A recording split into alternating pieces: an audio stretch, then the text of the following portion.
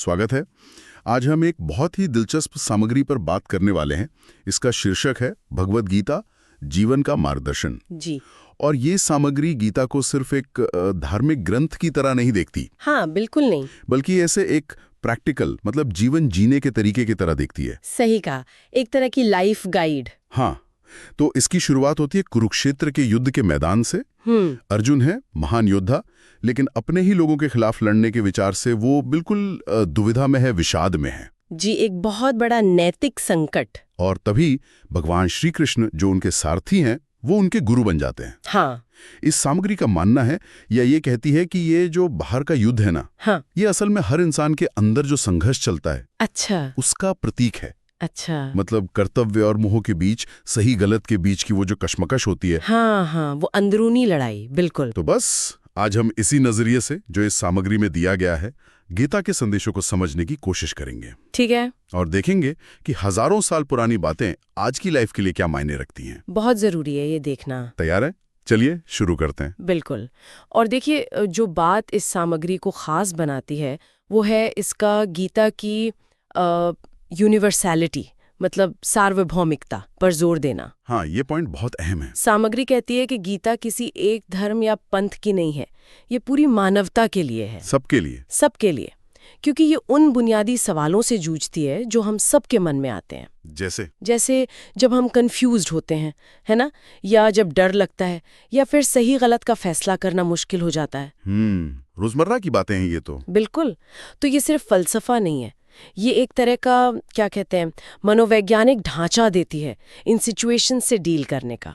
हाँ, ये बात मुझे भी बहुत सही लगी कि युद्ध का मैदान वो असल में हमारे मन का ही रूपक है। वही तो ये सामग्री बताती है कि गीता इन अंदरूनी उलझनों से निकलने के रास्ते भी देती है। जी हाँ, समाधान भी। और यहीं पर वो 3 मुख्य रास्ते जिन्हें योग कहा गया है, जी, उनका जिक्र आता है। हाँ, 3 योग। इनमें सबसे पहला है कर्मयोग। कर्मयोग। जी।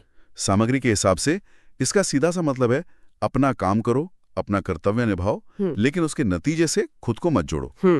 फल की चिंता किए बिना। हाँ, फल अच्छा हो बुरा हो उसकी चिंता छोड़ दो, बस काम पर ध्यान दो। शायद सामग्री में लिखा है परिणाम की आसक्ति छोड़कर अपना कर्तव्य करना। सही कहा। और ये जो आसक्ति छोड़ना है ना, हाँ, सुनने में जितना आसान लगता है, करने में उतना ही मुश्किल है ना? हाँ बिल्कुल, क्योंकि चिंता तो होती है रिजल्ट की। जी, होती है।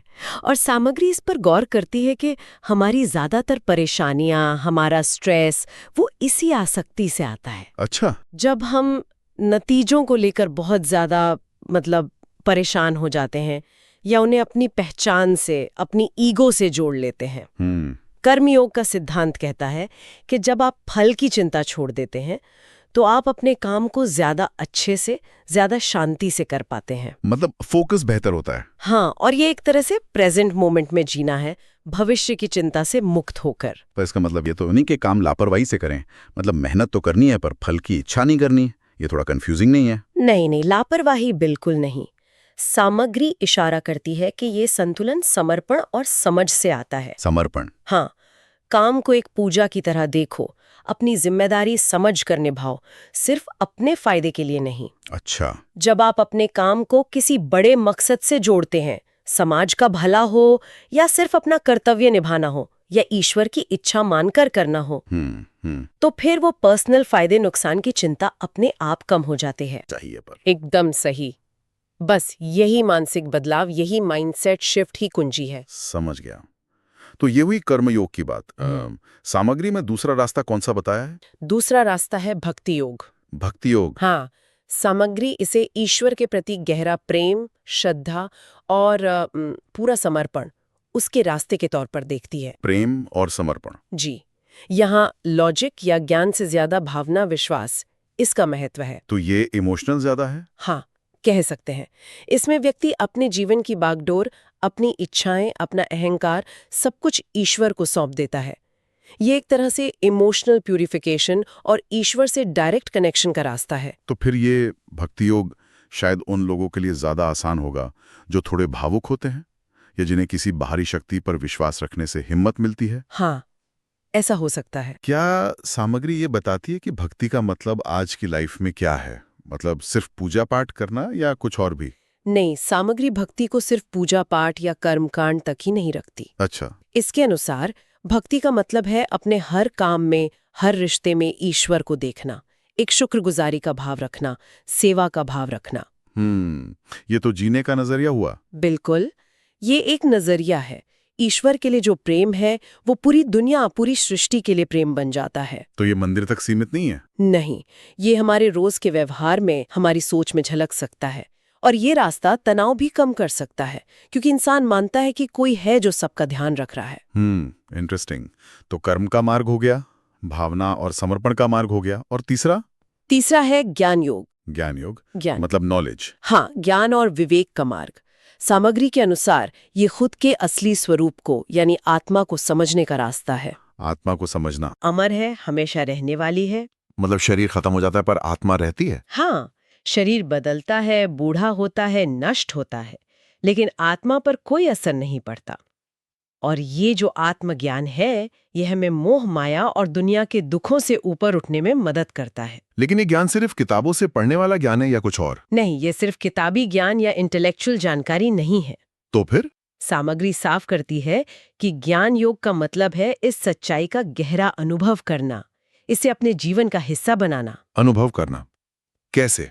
ये जानना और महसूस करना कि मैं ये शरीर नहीं हूँ, मैं ये मन नहीं हूँ, मैं वो चेतना हूँ जो कभी नष्ट नहीं होती। ओ, ये तो काफी गहरा है। हाँ, और ये समझ व्यक्ति को सुख दुख, हानि लाभ, मान अपमान जैसी जोड़ीदार स्थितियों में समभाव रखने में, मतलब बैलेंस्ड रहने में मदद करती है। फिर क्योंकि अगर असली पहचान शरीर या मन नहीं है तो फिर दुनियावी चीजों के बदलने या खोने का डर कम हो जाता है। बिल्कुल। अगर आपकी असली पहचान इन चीजों से परे है तो इनका आना जाना आपको उतना परेशान नहीं करेगा। तो ज्ञान योग एक तरह से हमारी आइडेंटिटी को ही रीडिफाइन करने की बात करता है। हाँ, कह सकते हैं। सामग्री ये भी बताती है कि इस ज्ञान तक पहुंचते कैसे हैं। क्या ये सिर्फ सोचने से आ जाता है? नहीं, सामग्री बताती है कि इसके लिए आत्मनिरीक्षण, मतलब सेल्फ एनालिसिस, ध्यान, सत्संग यानी ज्ञानी लोगों का साथ, और शास्त्रों का अध्ययन, ये सब जरूरी है। अच्छा, ये एक पूरी प्रक्रिया है। हाँ, ये एक लगातार चलने वाली प्रक्रिया है, जिसमें व्यक्ति धीरे धीरे अपने भ्रमों को, अपनी गलत धारणाओं को हटाता है और अपने असली स्वरूप के नजदीक पहुंचता है। तो ये आसान नहीं होगा? इसे अक्सर सबसे कठिन मार्ग भी माना जाता है, क्योंकि इसमें गहरा आत्मविश्लेषण और वो क्या कहते हैं, वैराग्य, मतलब डिटैचमेंट की जरूरत होती है। तो ये 3 मुख्य रास्ते हो गए, कर्म, भक्ति और ज्ञान। क्या सामग्री ये बताती है कि इनमें से कोई एक रास्ता बेस्ट है या ये हम पर निर्भर करता है? सामग्री का नजरिया काफी इंक्लूसिव लगता है, मतलब सबको साथ लेकर चलने वाला। अच्छा। ऐसा कहा गया है कि ये तीनों रास्ते एक ही मंजिल तक पहुंचने के अलग अलग तरीके हैं, और व्यक्ति अपने स्वभाव के हिसाब से, अपनी पसंद के हिसाब से कोई भी चुन सकता है, या मिक्स भी कर सकते हैं। हाँ बिल्कुल, इनका मिश्रण भी अपना सकता है। असल में गीता में भी इन तीनों का बड़ा सुंदर मेल देखने को मिलता है। जैसे आप कर्मयोग करते हुए भी भक्ति का भाव रख सकते हैं, या ज्ञान की समझ आपके कर्म को सही दिशा दे सकती है।